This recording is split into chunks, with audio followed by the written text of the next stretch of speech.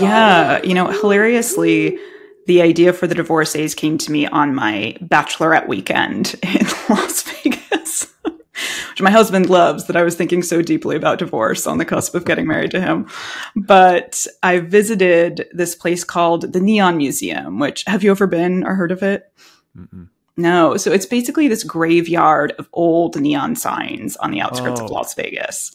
I have heard of it. I've actually seen it recently on a TV, like some sort of I don't know what it was. Maybe it was on ESPN. Somebody went there, but I saw it. Yeah, it's amazing. You have to go if you ever go to Vegas. But we had this great tour guide who was talking a little bit about the history of Nevada. And she said at some point, well, everybody knows Las Vegas is where you get married and Reno is where you get divorced. And I raised my hand because I was like, I've never heard that about Reno. What are you talking about? And she told us a little bit about the history of divorce law in Nevada, which is that starting in 1931, to recover from the Great Depression, they did two things. First, they legalized gambling.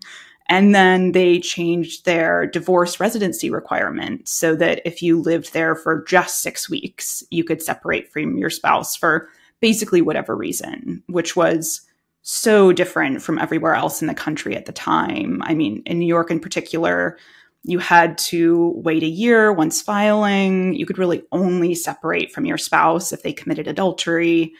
And so Reno, because it was a real vacation destination, became the divorce capital of the world.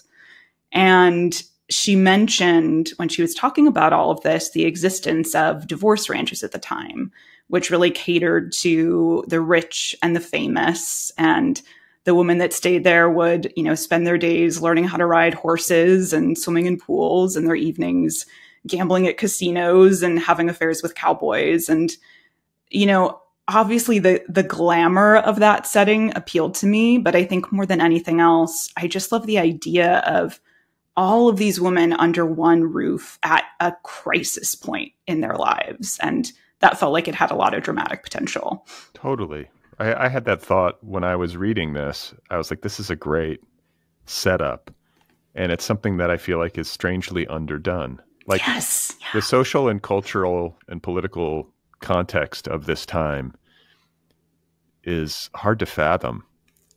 I mean, even as messed up as things are now, and maybe we're going to go back to the time of divorce ranches. Exactly. But to think back and I think it's important to point out that, as you mentioned, divorce law was a lot tougher. Yeah. It was a lot harder to navigate. It was a lot harder to get a divorce. In particular, I think for women, I think they sort of had to have permission to a degree that they don't today. Yes. Yeah.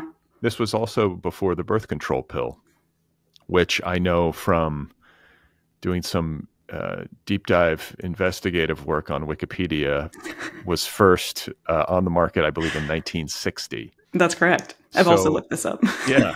So you are placing your story during the Truman administration, which, once again, credit to Wikipedia, lasted from 1945 to 1953.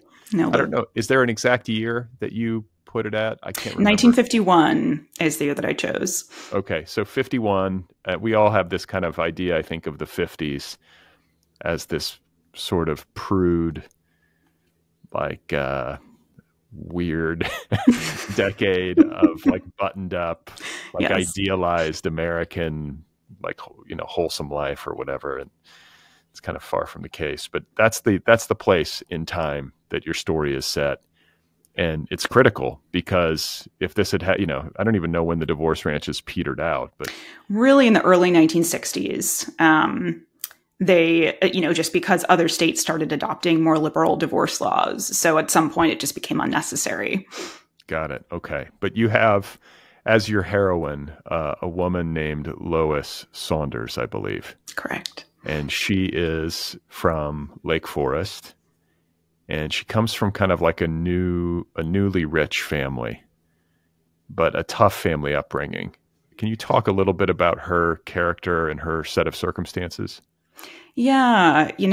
I really wanted Lois to be someone who felt deeply uncomfortable in her own skin, someone who was really an observer and whose only, experience of the world, the greater world, is really through film, through books.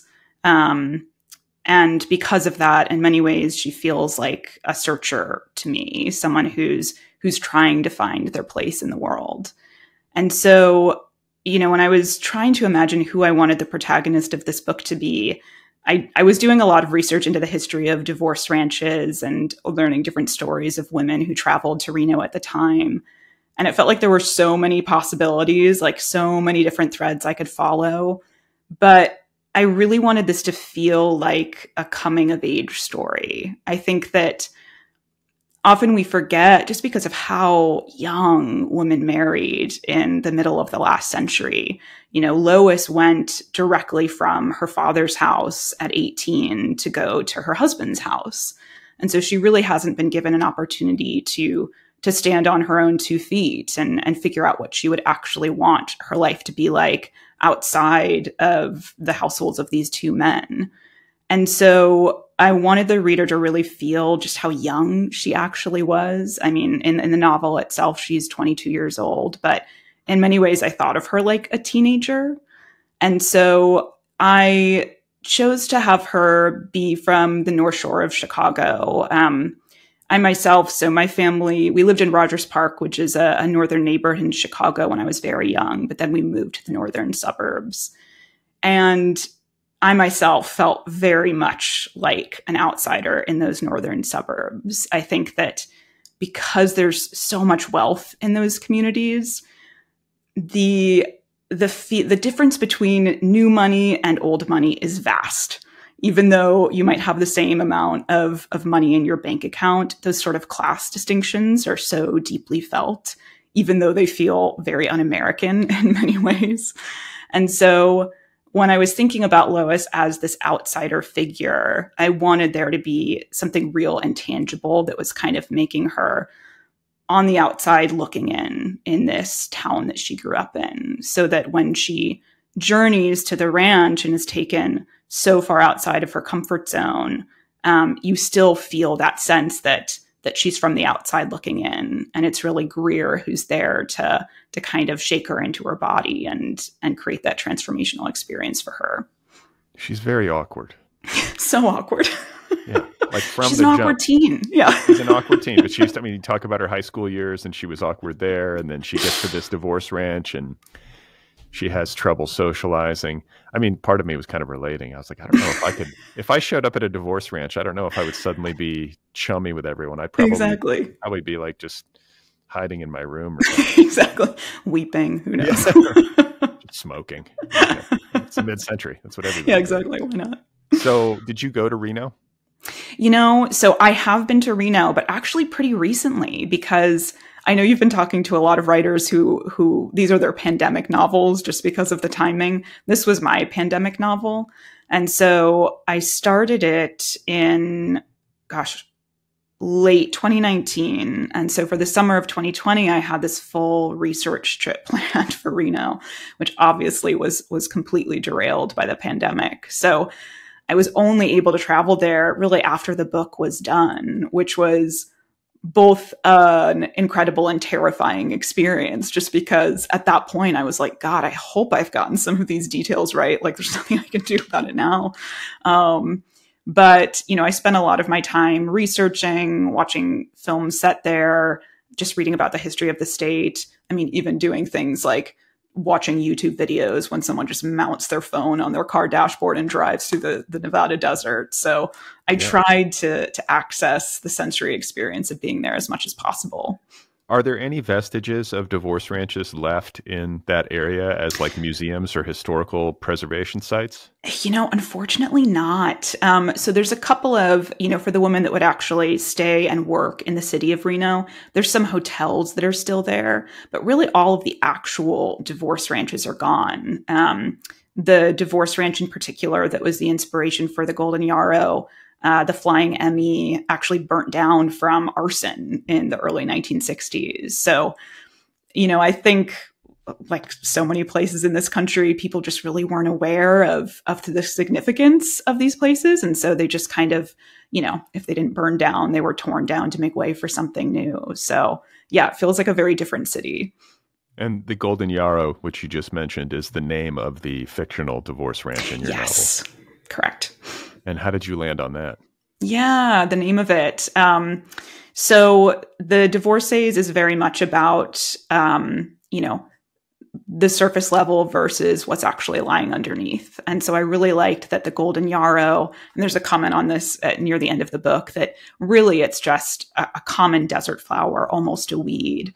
But the implication of the word golden, how it rolls off the tongue, it just sounds like something much grander and more important. So I wanted to play with that contrast immediately. And I couldn't help but be struck. I mean, you've alluded to this a little bit, like the youth of women at mid-century who were getting married and then sometimes needing a divorce, who would come out to these divorce ranches. It gave it the feel of a kind of summer camp meets halfway house. Yeah. A lot of times, women who are getting divorced for a reason, and it can be for unsavory reasons oftentimes, where there's physical abuse or serious emotional abuse. I think in the best case scenario, it's just some sort of irreconcilable difference that is quickly,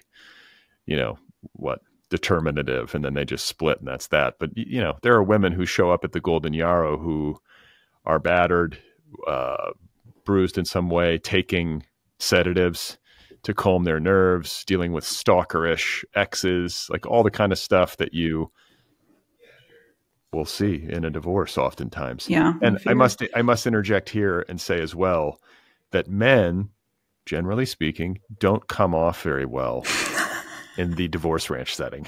It's true. That's not their time to shine. No. Charlie, I was hoping, kind of hanging on to Charlie, the ranch hand, as like my one guy who I was like, okay, he seems to have a soul. Stable. Yeah. No pun intended. Stable. Yeah. Oh my gosh. But yeah, I mean, it's interesting. They get there, they're swimming, they're kind of being nursed back to health. They're eating, they're learning how to ride horses and shoot rifles and all this kind of stuff. It's like a summer camp. It is like a summer camp. No, it's so true.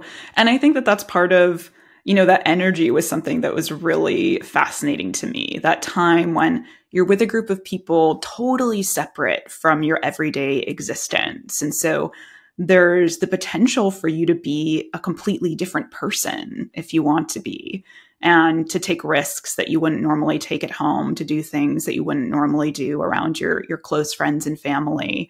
And so, yeah, the potential for that I thought was really fascinating. Well, but it's also like a very feminine environment. Mm-hmm. Yeah. And there is a liberation, I think, that a lot of these characters, a lot of these women are feeling, where they're away from their ex. In Lois's case, she's away from her father, who's just a miserable character. Another horrible man. Yeah, just an awful. I mean, just like no sympathy, barely giving her any money, shipping her. I mean, like, barely sanctioning this divorce. He's giving her like what 20? What did he give her? $100? I can't even remember. But it was a pittance, and she's kind of like pinching her pennies just to get through the 6 weeks. And it did feel like a unique experience that these women were having, to be around maybe other women in the same boat, but also to be away from the controlling men in their lives, and to have this space to kind of explore, like you say, their own identities and who they are, and maybe more importantly, like who they want to be after the divorce is finalized. Yeah, exactly. And I do feel like, from the research that I did and the women's stories that I learned, that's really what they were. I mean, the divorce ranch that I mentioned before, the Flying Emmy, it was run by this woman, Emmy Wood, who was a divorcee herself, who was, in some ways, inspiration for Rita. And I think she really was a mother figure to everybody that came through, whether they were, 21 or 52, just because she understood that this was such a a vulnerable state for women, as you say, whether that's because they're escaping really brutal abusive marriages, or just because they're taking this leap and deciding to be on their own because they don't love their husband anymore, or because, you know, they found someone new. And so, yeah, I like how you describe it, that sort of feminine energy. An inspiration for this book, you know, you were mentioning that the divorce ranch setting is kind of unexplored, and it's true. Like, I was honestly shocked when I learned about them, that I thought I was going to Google and be like, oh, there's 20 novels set at divorce ranches. Of course, other people have had this idea. And there are a few, and there's a few mentions of divorce ranches and things like Mad Men, and of course, older films when everybody at the time knew that Reno meant getting divorced. And so one of the inspirations was this film, The Women, from the 1930s. That's one of the characters does actually journey to a divorce ranch, but it was kind of radical at the time because there were no male characters and no male actors. Or I should say there are male characters, but they never actually appear on screen. And so it's just a bunch of women, you know, figuring out their lives and speaking to one another about their fears and their desires. And I really wanted to create that energy. I mean, obviously I did eventually decide to have male characters that appeared on the page. But I did want to try to imagine this sanctuary that's really run by women. Well, and there's such a stigma, or there was such a stigma. I think there still is, but not nearly to the same degree, for women going through a divorce. In Lois's case, her father back home in Lake Forest is horrified by the fact that he's got a divorce, you know, he's going to have a divorced daughter. And his plan essentially is to get through this divorce, bring her back from Nevada, and then marry her off again as quickly as possible. I mean, this was the way things went at that time in our history for women. And it seems like very dystopian. Like, again, present context included. Even this seems crazy. But that's the way that it was, really. I mean, to be a 25-year-old woman divorced was to wear a kind of scarlet letter. Exactly. You know, yeah. I mean, you really were, a social pariah. And, you know, that's why I thought with the kind of cast of characters that I assembled, I did want people who were, you know, divorcing because they were in dangerous situations and they were really left with no choice. But I also wanted to explore women who were just wanting to start a new life, and to put it in that context of what incredible bravery that took at the time, because they were basically marking themselves, you know, in many circles as outcasts for, you know, what they thought at that point might be the rest of their lives. I mean, it was difficult to look ahead and see the sort of social revolutions that were coming in the 1960s that started shifting our cultural conceptions of divorce. Though I personally don't think we've actually come quite as far as we like to think in terms of what we think about divorce and divorcees. But yeah, it was an incredible leap into the unknown in many ways. Imagine being a woman who goes through a divorce in like the mid to late 1950s, goes to Reno, does some time at a ranch, wants to kind of start over, possibly out west, you know, somewhere in California or something, and then does so at great like personal risk and cost, manages to eke out a living and make her way, only to bear witness, in California no less, to like the revolutions of the 1960s. Like suddenly there's the pill and hippies. Exactly. And for you must have been like, damn, I was like just a decade too late. Exactly. If only I could have been born a decade later. Yeah. A lot of heartache. Yeah. Would have been totally different, I think. Oh, totally different. And it's funny you mentioned California. Then Governor Ronald Reagan, it was either 1969 or 1970, was actually the first person to sign no-fault divorce into law. Well, he himself, I think, had been divorced, right? And exactly. Nancy was divorced, so he was no stranger to that experience. Exactly. He had his own motivations for that legislation. honestly, I mean, this is a sidebar, but I feel like too many people, and maybe too many right-leaning people, that's just my opinion, don't have sympathy for a set of circumstances that another human being might find themselves in, unless they themselves have experienced unless all of a sudden it's like, wait a minute. Oh, this can happen. It's different now. It's happening to me. So now I'm going to care about this. Exactly.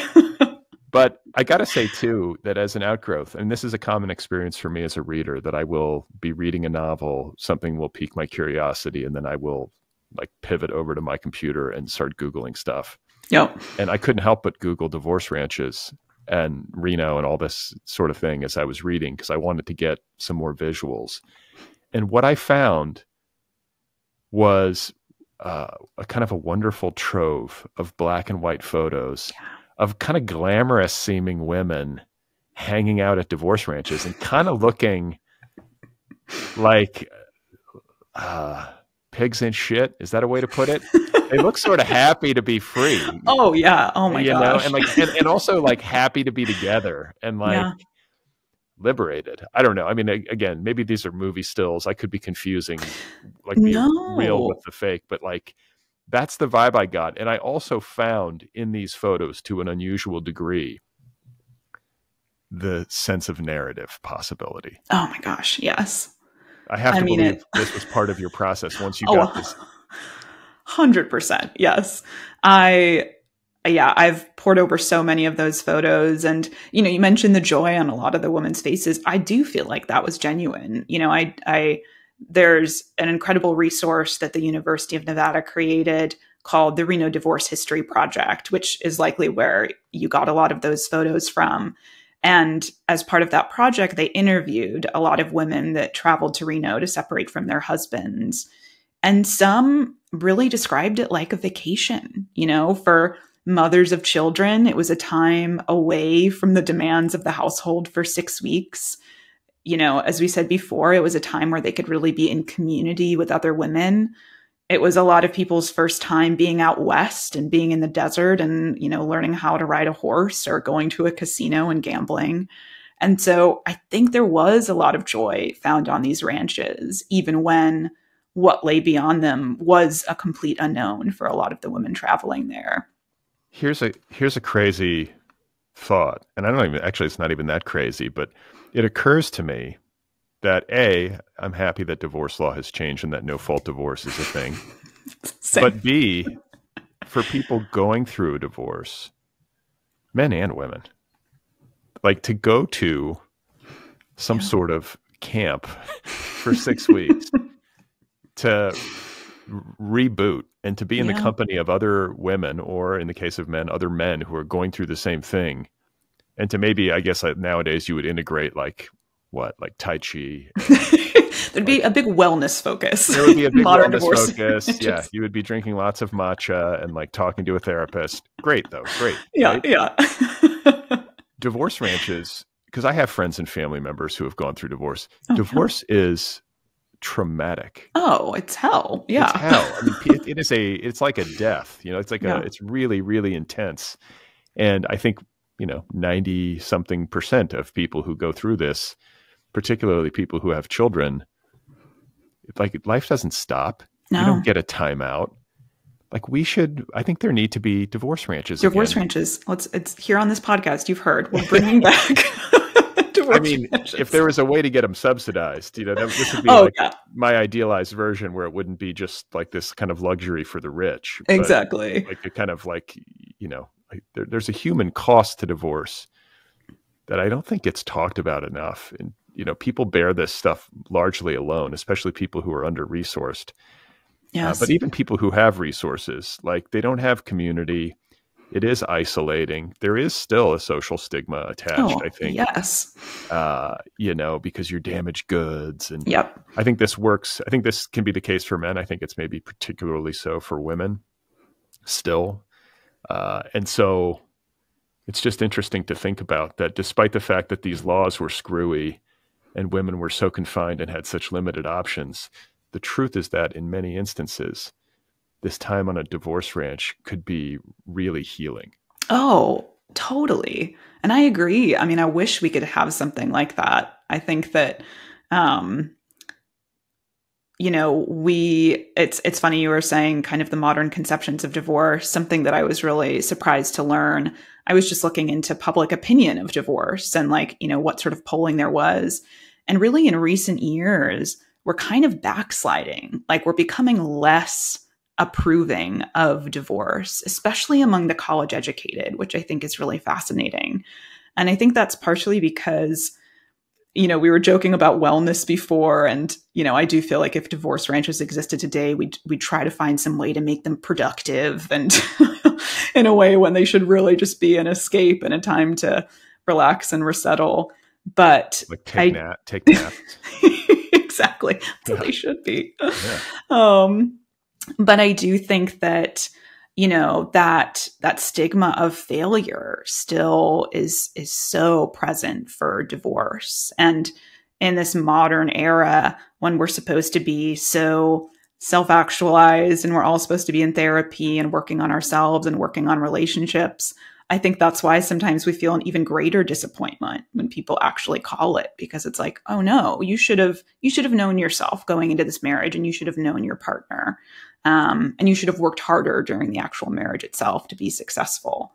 And so it's just interesting because it's a social pariah, just, in a slightly different form. But I agree. I mean, I do think that there's a real case for modern divorce ranches. Let's keep the legislation the same. But well, as I'm thinking about this, if we did have subsidized, like in my perfect, democratic socialist utopia, where people get divorced and there's a place for you to go to reboot and get therapy and find community, I think people would abuse it. People would get divorced just so they could go have this. That's probably true. If they just want a vacation in the desert, they'd get remarried as soon as that's what I would do. Exactly. I would divorce my wife just to have 6 weeks off and then come back and remarry her. It's so true. I remember reading this article about thermal spas in France, sort of like natural springs where people go. And they basically are subsidized. Like your doctor will write you a prescription to go to these kind of beautiful spas in the French countryside. And I thought, of course, first I thought, Jesus, why wasn't I born in France? But my second thought was, God, I would abuse that. Anytime I had a crick in my neck, I would go to the doctor to get a prescription. I would never work. Yeah. Send me away remember in the old days, they used to call it taking a cure. Yes, exactly. Going to the sea. Yeah. Just go to the mountains to take a cure. I want to take a cure. Well, that's funny because actually what people referred to, slang for divorce at the time, was the Reno cure. So very apt. There we go. So you mentioned that there's, cast of characters that you've created. Lois is your protagonist and your heroine, the kind of awkward girl, way in over her head. Yes. Too young to be married, period. But didn't know what she was doing, had never really been with a man before. Suddenly she's meets this guy named Lawrence in a movie theater, and he's kind of nice to her, but it's just destined to fail. Yep, bad from the start. Her mother has passed away, who was kind of her. I don't even think her mother was all that warm, but was definitely the warmest person in her life, along with the housekeeper. Yep. Ella? Yes, yeah.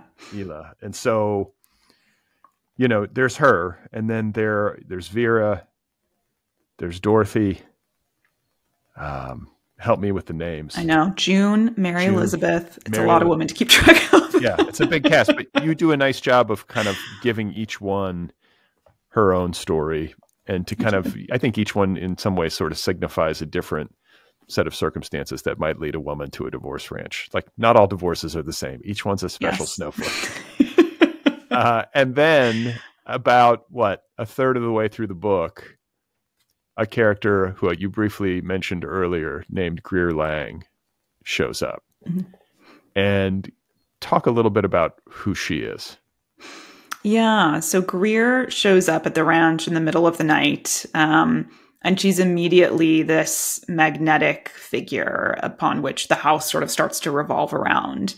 And I wanted Greer to, in many ways, feel ahead of her time. I wanted her to be this incredibly confident woman who was, kind of bucking all of these different societal norms and conventions, somebody that would really tilt Lois's world on its axis. And, I think for inspiration, I've had, women who have come into my life who have just been these sort of earth-shattering figures, and in their most basic form, they're kind of the cool girls. They're the ones who you really want to be like. And so I wanted to really explore the power of those figures in our own lives, and really, ultimately the power and importance of female friendships, and the intensity of that feeling, especially when you're young, when you make that first connection with somebody that you so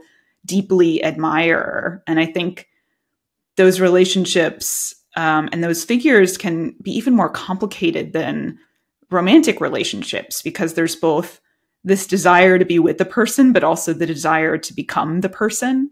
And so she just felt like the perfect person for Lois to become obsessed with. Yeah, they're kind of like mirror images of one another.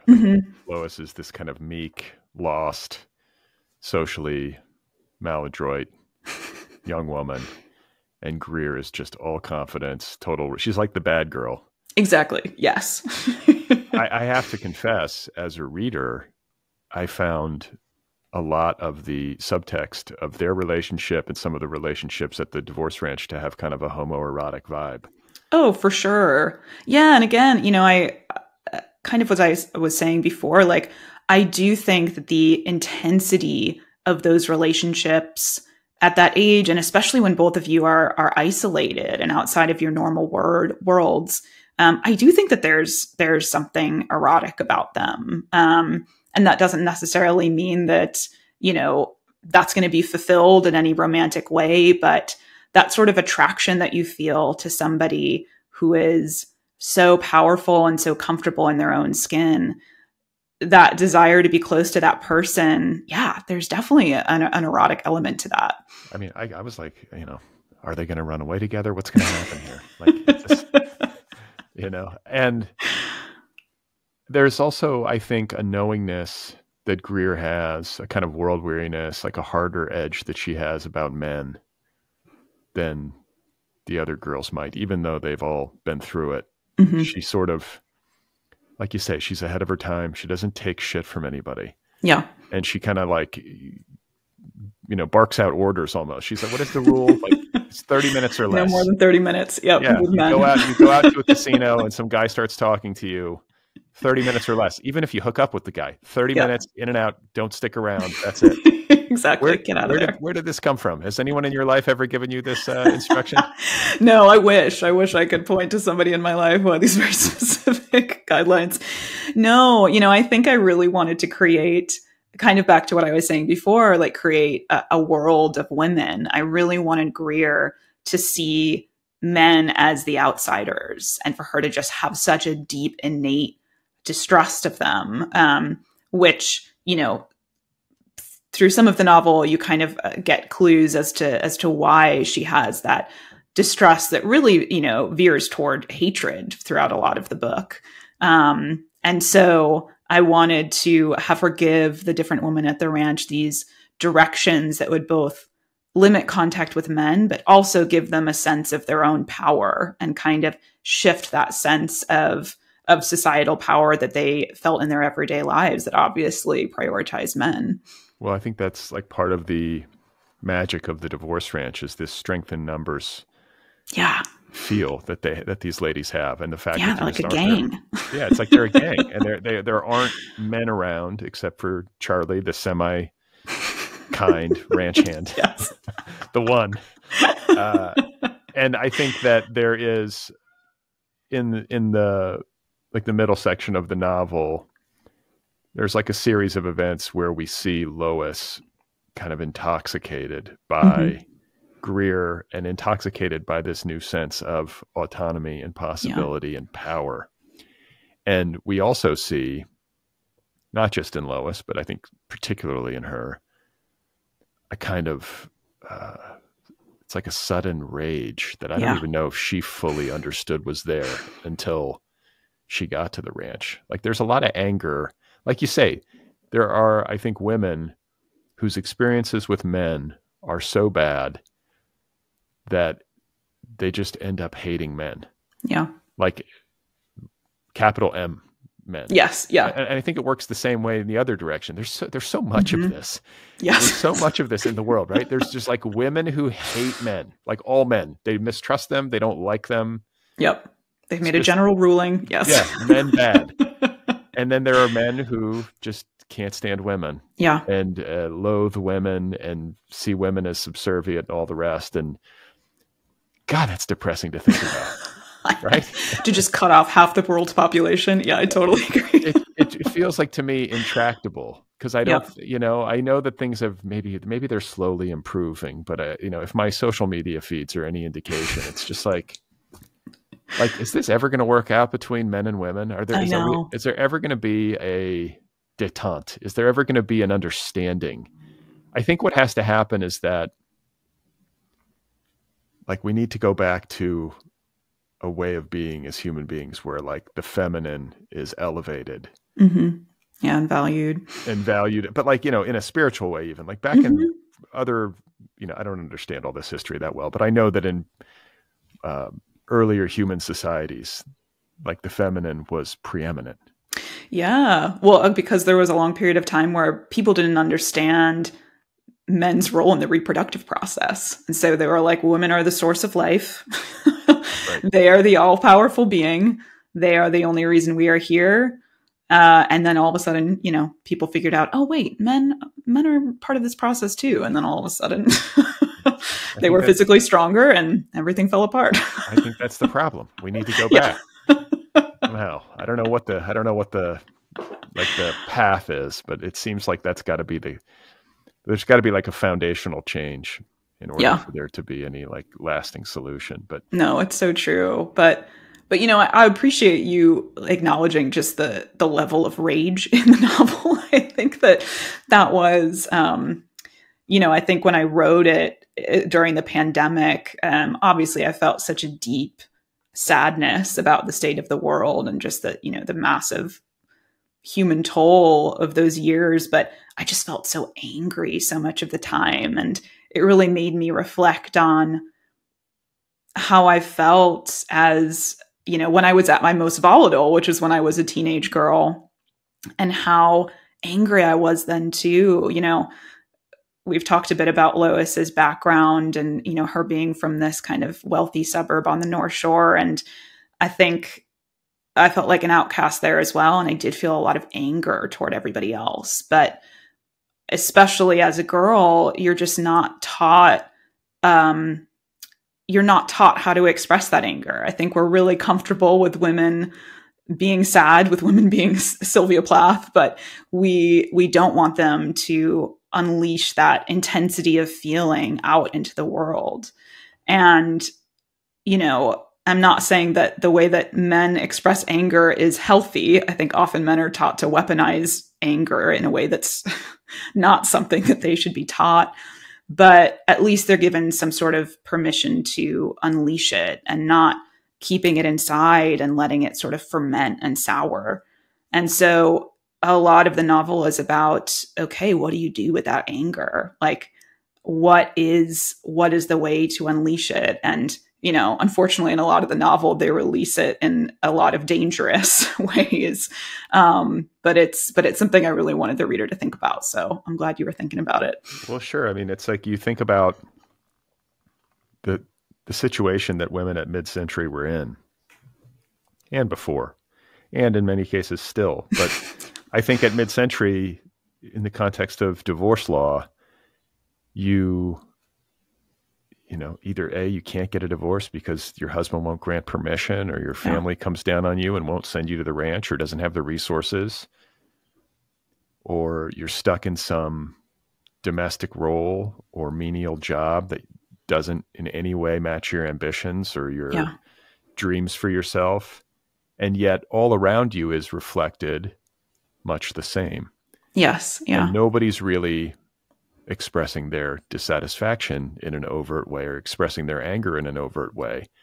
So I think it's worth underlining that in a state of, like, mass repression like that, it's easy for that to become a mind fuck for people, for women who think, like, well, maybe something's wrong with me, that I'm exactly. You know what I'm saying? Everyone else is going along with this. Yes. Yes. Why am I the one who's so sad about it? Exactly. you know, and Yeah. then all of a sudden one day you like punch a hole in the drywall. Exactly. Exactly. Where did that come from? Yeah. I can totally get it. I totally get it. And I think it's like, I think if your novel had lacked that element, it would have felt like off by a beat. Yeah. Yeah. Not of the time. And yeah, something that I would do to kind of get in the headspace for writing is I'd created this playlist that went back and forth between music of the time, like songs that were really popular by women artists in 1951, like Patti Page and Teresa Brewer, you know, songs that had titles like Powder Your Face with Sunshine. And then I'd go to, you know, like Sleater Kinney and Liz Phair and, you know, Hole, and just go between these feelings of like, this is what people wanted women to be at the time and how people wanted to present. But of course, simmering beneath that was this rage and dissatisfaction. And how could you not go a little bit insane feeling that disconnect? Yeah, I mean, like no birth control until 1960. I want to say women couldn't even have their own credit cards until the early 70s. Oh my gosh. I think it's 1973. I mean, marital rape was legal until the early 90s.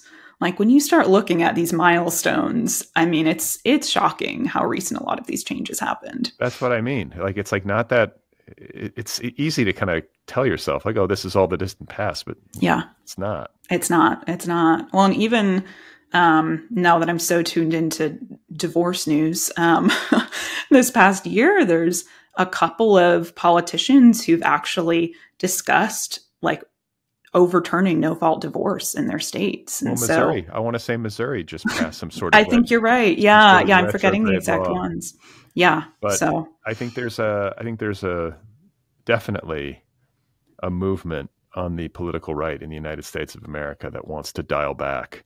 Yes, a ton of social progress, not just gender-based, but racial progress. Yeah, it's like. It's scary to think. Oh, it's terrifying. Yeah. Yeah. People don't remember what it was actually like to live in these very recent decades. Well, and we've seen Roe versus Wade be overturned. Yes. Which happened 3 weeks before I sold this novel. So, I mean, it was heartbreaking and, you know, but just kind of cementing this belief of, gosh, the fears that women were facing in the 1950s are really not that different from the fears that women are experiencing today. Well, not to be flip, but that's sort of fortuitous for your book, I have to feel. It's the way I should think about it. Yeah. I mean, just that it was in the air. I think that actually is important to a book's success or its ability to find a home. Like, it's true. It does have to sort of meet its moment somehow. And you're clearly, I think you were clearly sensing those vibes and channeling them into your book. Attuned to something horrible that's happening. Yes. Aren't we all at this point? Exactly. Just pick your poison, you know. So I want to talk a bit more about Greer because she's such a wonderful character. Oh, thank you. I kept trying to write. I kept trying to cast these characters in a movie. Did you do that? Like, I really tried. Okay, because like I feel like maybe in every book, every author maybe plays that game at some point where you're thinking like, who would play this if this were adapted for film? This book in particular, because it has that like that mid-century black and white film cinematic. There's something sort of oh my God, I can't believe I'm forgetting. Cate Blanchett played her in The Aviator. Who's the actor? Oh, Katharine Hepburn. Katharine Hepburn. There's sort of like Katharine Hepburnish about her energy. Like she's got kind of this like a little bit of a masculine energy, a toughness, and just like a no bullshit to her. Yeah. But do you have a casting call for your characters? It's funny because I always toggle between like, okay, who would play them? Who was an actress in the 40s and 50s? And then what would the modern reincarnation of that person be? For Greer, I kind of thought somebody like Lauren Bacall, like somebody that did have that sort of huskiness, like a little bit of that masculine energy that you're talking about. And Lois, I always really struggle with because, of course, for the majority of actresses from that, golden era of Hollywood, they're so glamorous. And so many of them just feel so confident and at ease in their skin, even if it's, just because they're an incredible actor. And so Lois, I was like, gosh, I feel like she'd have to be an unknown. Like she'd have to be, somebody that they just plucked from a casting call. I'd have moments where I'd think about Ingrid Bergman, just because I always felt like she was able to communicate just such an intensity and often like a real sadness without saying much. And yeah, modern. I think I struggled because I came to the realization that, I'm getting older, and all of the actors that I know very well are getting older. And these women really have to be in their, their early, in particular, Lois and Greer, in their early and mid 20s. So yeah, I mean, for Lois, I was like, maybe Saoirse Ronan, somebody that would have some of that quiet intensity and intelligence. That's a good call. Yeah. I think she could be great if you're listening, Saoirse. And yeah, I mean, I think Greer, maybe like Elle Fanning. I mean, it would have to be somebody with like just such an incredible screen presence that, just by walking into the frame, you were like, okay, that's the girl. Yeah. But yeah. Such charisma. Charisma's interesting. Yes. What the hell is charisma? What the heck is it? And do I have it? No. Yeah. The answer is no. And maybe not. Maybe if you have to ask, the answer is no. Yeah, exactly. I'm a podcaster for a reason. But she has it. I mean, Greer has it. She walks into that place and the entire dynamic changes. Yeah. For everyone, but in particular for Lois. Like, I think that her isolation kind of ends with the arrival of Greer, and they have a certain chemistry. And Greer, sort of one of these people, not only has this kind of charisma and confidence, but also has this very sharp sense of other people. She can size up another person very quickly and knows how to respond and talk to people and manipulate, and she can just size you up in a second, and that's it. And that's the terrifying power of those girls that I feel like I've experienced in my own life. Is just this feeling that, oh God, they're seeing me and they're finding something wanting. Like, they know my weaknesses. They know everything that I've been kind of trying to hide. And that's power. I mean, being able to see that in other people and not show your own hand. Yeah. I mean, I'm trying to think of if there are any guys. Guys are different. I know. So different. I mean, I think there are charismatic men, though. Oh, yeah. Guys that you sort of want to be like. I don't know. I'm trying to think of if there were ever any like dudes in my life who. Yeah, any like older brother type figures, like maybe be something like that. I think in high school, like I had like a friend's older brother who I think we all held up as like the cool dude. Yep. Probably had a good car. Really good looking, great athlete. Yep. All the girls loved him. That was that sort of thing, Yeah, But yet, like, smoked pot and like. Yeah, of course. I mean, the dream. Yeah. The dream. So it was just like, wow, how do I do that? Exactly. The answer was, it's not happening. You can't have it all. Only certain people can have it all. But you, in your life, like, were you growing up? I guess it sounds like you were probably more like Lois, like a little shy and awkward. Yeah. I mean, I think I was. In high school, very much went full outsider punk figure, wore a lot of black eyeliner, combat boots, read a lot of Sylvia Plath and Anne Sexton. I was just like, let's lean into the cliche. Let's just leave no one guessing. Let's do it. And I skipped a lot of class. I mean, it's truly a miracle. It's by the grace of my incredible writing teachers that I got into a good college. So yes. I went to Kenyon College in Ohio, home of the Kenyon Review, and that was a godsend. I mean, that was a real turning point in my own life where I feel like I really got my shit together. You got out of high school. Yeah, that's really all it took. I think I got out of high school, and all of a sudden, I mean, kind of like Lois, there was the potential to be somebody else. Of course, I think for most of us, that's nearly impossible, but I felt like I could leave enough behind that I could start fresh. And I think there was also just this recognition of, now I'm on my own. And so if I mess this up, I have only myself to blame. Like nobody's pulling me out of this mess. These are the student loans I'm going to have to pay off. And so if I skip class, I mean, that's really only hurting myself. Like that's, and yeah, I think that sense of responsibility was really transformative. So that was my own divorce rant, was going to college. Did anybody hand you a rifle at any point? Yeah, sadly, no. A little less exciting, less firepower. Probably better not to be having a firearm around campus. Yeah, very true. But you knew as a young person that you were inclined to books and writing?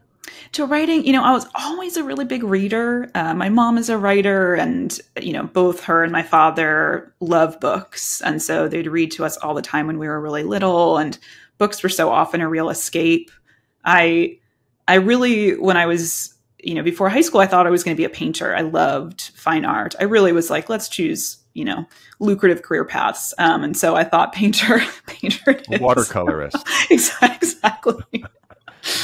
And then in high school, slowly all of my canvases started becoming like words and lines of poetry. And so I thought, all right, what if I actually just wrote? Like, what if that's what I put this energy into?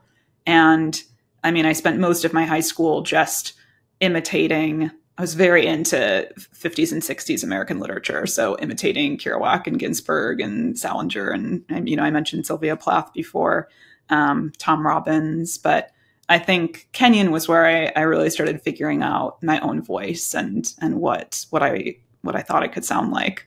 You said your mom's a writer too? Yeah, my mom's a poet. She's a really amazing poet, and she writes fiction as well. And a lot of her career has been spent doing like scripts for educational films and things like that. So she's always been a huge supporter. I feel lucky. I mean, who knows, maybe I'd be much wealthier now, but I feel very lucky that I never had parents that were like, this is a horrible career decision to pursue. Yeah, your mother's a poet. Yeah, exactly. You're going to be fine. Yeah, I was going to say, you actually outrank her now on the shitty decision hierarchy. Exactly. You're like, Mom, get it together. The stability of fiction, yeah. You need to try this out. But she must be thrilled. Oh, she's so happy. I dedicated the book to her, and my whole family have been so supportive, and that's a joy of this. I think it's, as you know, this is a kind of a terrifying point to be. You feel like you're at the top of the roller coaster, and but I'm trying to. They're helping me feel like it's a time to celebrate. So I'm grateful to them. That's where I conduct my interviews from. Is from the Exactly. It's truly, there's just like a never-ending point procession. Of fear. Yeah, there's just never-ending procession of like authors clicking up the tracks to me, like sitting with my microphone just before they plunge. What was your inspiration? Yeah. How are you feeling? How are sales?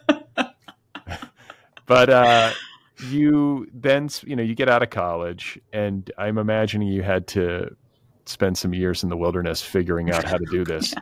Were there failed books? Do you have like novels in the drawer and all that sort of thing? Oh yeah, I do. Yeah, there's definitely a failed novel in the drawer. To be honest, for a while, I just never thought I'd write a novel. I wrote poems at first, and then I did short fiction, and the idea of writing an entire book was just so overwhelming. It just felt impossible to me.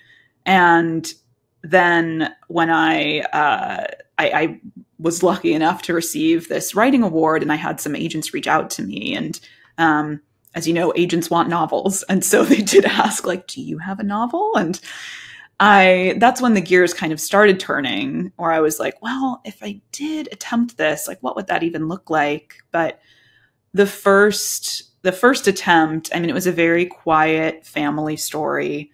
It was about, just kidding. It was about, really about two siblings and a brother who goes missing. And to be honest, I mean, God, it was just so depressing. Like I think I got to a point, I mean, I'm grateful to that novel because it kind of taught me that I could finish a novel. But when I got to the end of it, and my wonderful agent at the time, Jamie, she's still my agent, but I have a co-agent as well, Margaret Sutherland Brown.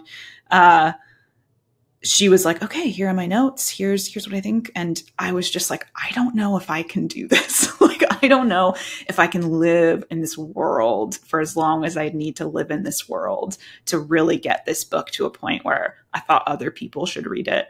And, kind of around that time, I'd had the idea for the Divorcees. And so that just felt different to me. That felt like a place I wanted to be, even with its darkness. And so yes, I definitely have a novel that no one will ever read sitting in a drawer. Did any elements of it end up in the Divorcees? Like, was any of it usable, or was it a complete loss? It was a complete loss. It's funny, the book, the new novel that I'm working on now, is actually, part of it is very much about a brother-sister relationship. So even though it's not like I'm lifting any text from that first draft, I do feel like I'm still kind of exploring that same dynamic in a way that is hopefully making use of those countless hours and days that I spent in my life on that first attempt. So I'm telling myself it wasn't a total waste. And the brother-sister relationship is a theme for you? Yeah, I think it's, I have a brother who I'm very close to, and I do feel like often it's sort of an unexplored, or I shouldn't say unexplored, underexplored dynamic in fiction. I think the relationship between brothers is very present. The relationship between sisters is very present, but the dynamic between a brother and sister is just its own very unique relationship. And so I'm attempting to get that down in a way that feels true on the page, but we'll see if I get there. Yeah, that sounds fascinating. I haven't seen too many novels that explore that. Yeah. Sibling relationships. I just read, this is kind of embarrassing, but I just read Prince Harry's memoir. I mean, it sounded incredible. It's of the moment. I listened to the audiobook. He reads it. I was like, okay, let me just, I want to hear this dirt. And one of the saddest parts of the book is just like how fucked up the relationship between him and his brother got. Like, why? So sad. Yeah, like brothers like competing with one another and beating each other up. It's like, how does that even happen? Seriously. And when you've experienced together like such a formative tragedy, you're like, oh gosh, like, why aren't y'all sticking together? I mean, and I know it's so much more complicated. I mean, relationships are complicated enough without adding in a royal hierarchy to them. But yeah, I hope those two work it out. Yeah. Well, I mean, my kids, so I have a daughter and a son. So far, they get along. It's a gift. I mean, there's not like any crazy tension, or I suppose that stuff can happen once you get older, but. Yeah. How old are they right now? 13 and 8. Okay. Yeah. I feel like it might be coming, but. Right. Something to look forward to. Exactly. Get to meditate on that for the afternoon. Myself ready. So then you land on this book. You decide to depart from the sad, depressing, quiet family story. Exactly. That you spent a year. Which marketing managers feel deep relief at hearing that. Say, they're all just like, thank God, pouring themselves drinks in their offices. Exactly. But then you shift to the Divorcees. What was the writing process, the drafting process like? Was it as exciting as it felt when I read it? I mean, did you have as much fun with it? I mean, I had fun with a lot of it. As you know, writing is always work. And so there's definitely, I've never been a writer who I feel like sometimes I hear with envy people saying like, yeah, and then I just looked up and I'd written 5,000 words. And I'm like, I've never experienced that. Like it's always a bit like pulling blood from stone. Yeah. But there was, I mean, especially given writing it during the pandemic, it was such an escape. I mean, just being able to be on this ranch in the middle of the desert. And, the research itself was such a joy, and not just reading about the particulars of the time, but to be honest, I never thought I'd write historical fiction. It was just kind of this unique draw of the divorce ranch that got me there. But something that was really helpful for me and that I loved was just immersing myself in art from the time. So, watching a lot of films from the 40s and 50s, films that Lois would have seen with her mother or alone in the theater, and, listening to music, reading novels from the period, and also looking at like just a lot of, a lot of painting, a lot of actual, fine art from that period. That really, I think, helped me, it gave texture to the book and helped me really understand, the mindset of people in the 1950s, which, you know, as you've said before, I do think right now we have a very sterile Leave It to Beaver sense of what that time period was like. But that's obviously not what it felt like being alive. No, of course. That's the thing. It's all bullshit, you know. Yeah. It's the way it was, like Leave It to Beaver is the perfect example. There was like this presentation of human existence in that time period that was just so wacky. So bizarre. I know. It's impossible to even imagine like idealizing it. Like, who would want that? Or who would recognize themselves in it? Yes, exactly. Maybe it was aspirational. Maybe people wanted to believe in that dream or something. Or maybe people were just in on the joke. I don't know. God, that's the best case scenario. That's the best case scenario. Yeah.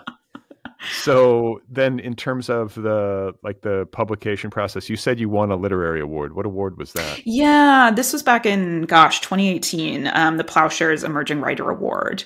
And so that's what led me, to get an agent. So I know how fortunate I am. I never went through the querying process, which I know is exhausting in its own battle.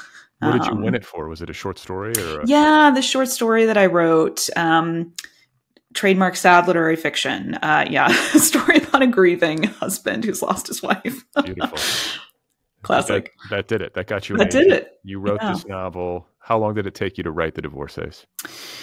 You know, I'd say from when I started it to when it went out to publishers, I think that ended up being about 3 years. Yeah, because I started it in 2019. And then it went out. It went out actually the day after I gave birth to my daughter in 2022. So it's very easy for me to remember that date. So yeah, a little over like 3 years. Okay, so it goes out. And what was that process like? You know, I really recommend giving birth when your novel is being sent out to publishers. You didn't have time to worry about it. I just couldn't think about it. I mean, I was so absorbed. I mean, you know, this time with just the immediate needs of a new human life that's dependent on you for survival. And so that's really all I could think about. And I was, not sleeping and just kind of half out of my mind with joy and terror at any given moment. And then, 4 weeks later, I got a text from my agents, Jamie and Margaret, and they were like, okay, like Carolyn from Flatiron is interested if you want to talk to her. And I was just like, I need to wash my hair. Like I need to get myself together. Right. I need to go to a ranch and recuperate. Exactly. Before I take this call. Exactly. Hold this baby. I'll be right back. Yeah, exactly. Mommy needs some time. Exactly. And I mean, Carolyn, I just sort of immediately fell in love with her. And I swear it wasn't the sleep deprivation talking. She just knew the novel. She just saw it so clearly. And I just had such... Carolyn who? Carolyn Bleakey from Flatiron. Okay. Yeah.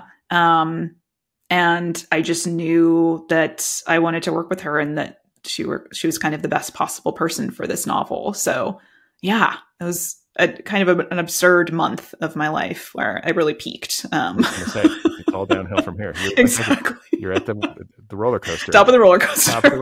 Only where to go. Yeah, get ready for the plunge. But that's really all you want, isn't it? When you get to that stage where you're out and you're trying to sell the book, is you want somebody who reads it and reads it as intended. Yeah. Who gets it. Yes. And I think that, because of, the unique, vulnerable position you're in where you just want it to be out in the world and you want it to be in readers' hands and to tell people that you've published this thing that you've been working on for years. I could have very much imagined myself in a position where I met with some editors who didn't really get it. And I might have still been like, okay, like I guess. Well, listen, at a certain point, you take what you can get, right? Of course. Yeah. So yeah, profoundly lucky and grateful to have Carolyn. I like the cover.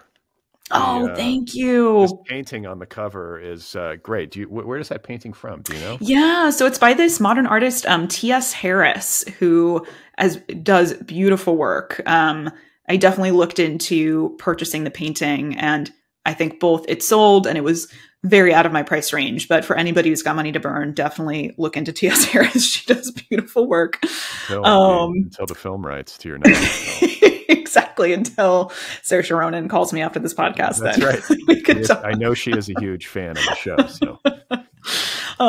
But that was another kind of moment of incredible luck where I was just preparing myself for a battle. I was like, if they send me a cover I hate, let your opinion be known. Like, you don't have to be accommodating. And then they basically sent me the draft you had in your hands. I mean, it felt perfect. So yeah, I'm so happy to have it out in the world looking like that. No, it's perfect. It's a great cover. And, thank you. The book, the pool. Yeah, it feels like somebody painted it for the book. That's right. That's right. They found the right image. Having gone through all of the years of apprenticeship and failure and all that goes along with getting yourself to this point. Yeah. Looking back on the writing of The Divorcees, do you feel like there are like things that you learned that you can apply to future projects? Like, is there anything? I mean, I know each book is sort of its own problem. Its own beast. They don't get easier. I know this. I mean, at least in my experience. I hate to break it to you. No. But I've heard it. I've heard this corroborated many times on this show. Like, you even if you've had success in the past and you're some best-selling author or something, you go to the next book and you face the blank page again. Yeah. And it's still really, really hard. But I do think that you learn lessons inside of the work of making a book. Are there things that you feel like you really learned about how to write a novel or how you best operate as a writer through this process? Yeah. I mean, I think the first thing that I learned that I just return to and I tell other people all the time is that when you think that you've exhausted yourself and you can't possibly edit it any further, when you can bring no new energy or light to the manuscript, like, you always can.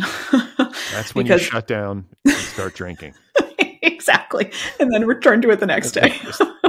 In a very weakened state. Exactly. I was looking, I had about, 15 drafts of The Divorcees, like 15 different times that I went through and edited it and changed it.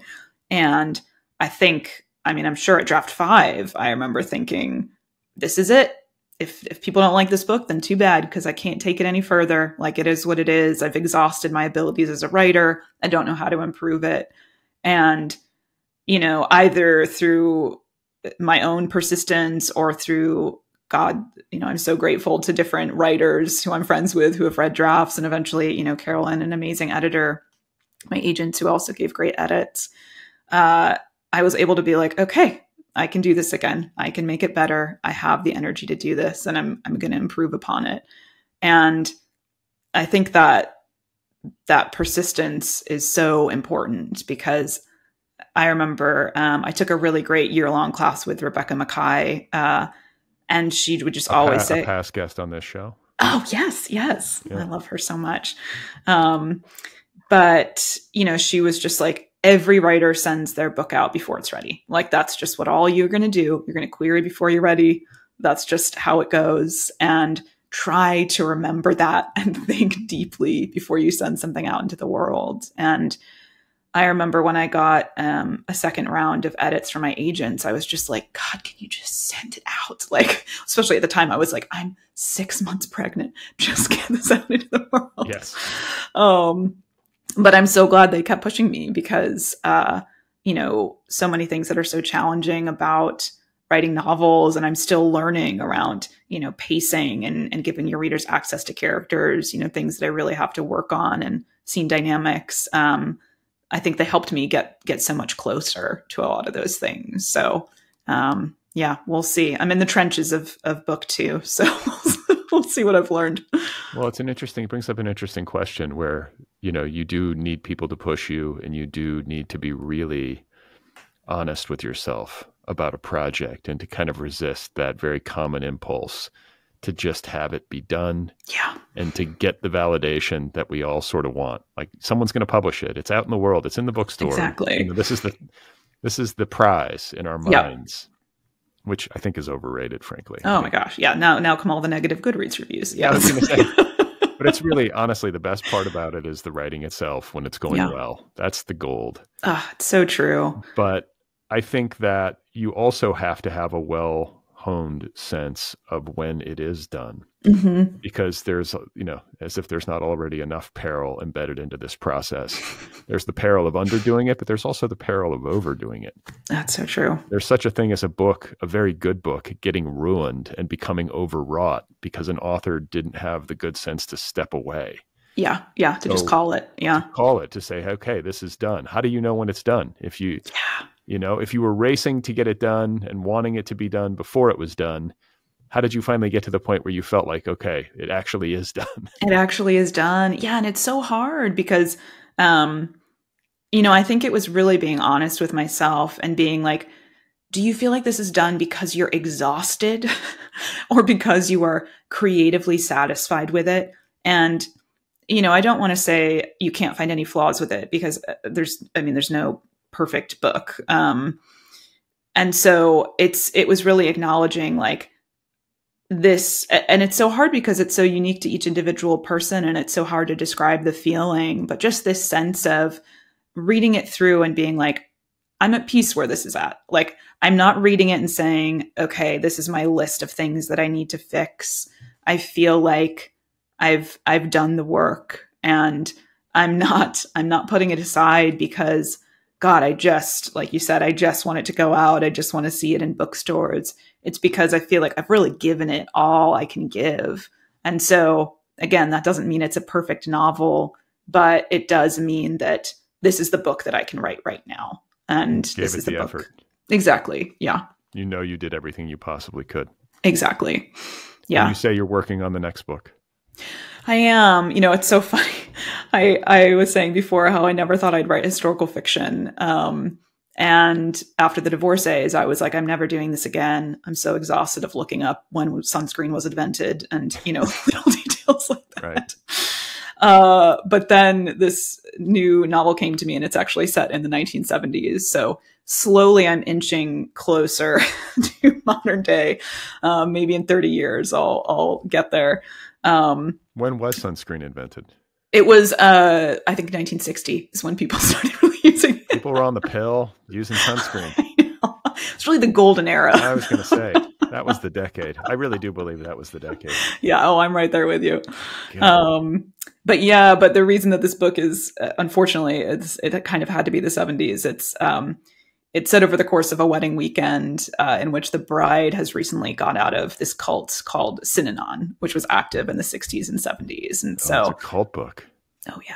It's a cult book, baby. Synanon? I love cults. Oh, if you have not done a deep dive into Synanon, clear your weekend plans. Okay. It is that's why I fascinating. That's why I read, because people tease me. They're like, why are you so into this Kate Middleton thing and the royal family? And I'm like, because it's gotten to the point where it's a cult. It's a cult. Oh, it's 100% a cult. It's like Meghan and Harry escape Scientology. Yes. So they're indistinguishable to me in terms of their internal logic. So I love cult stories, spy stories, and cult stories. I always have time for them. So I know exactly what you mean. But I don't know Synanon. Synanon started late 1950s, and it actually started as a drug rehabilitation program. So kind of a sister program to Alcoholics Anonymous, though they have no affiliation.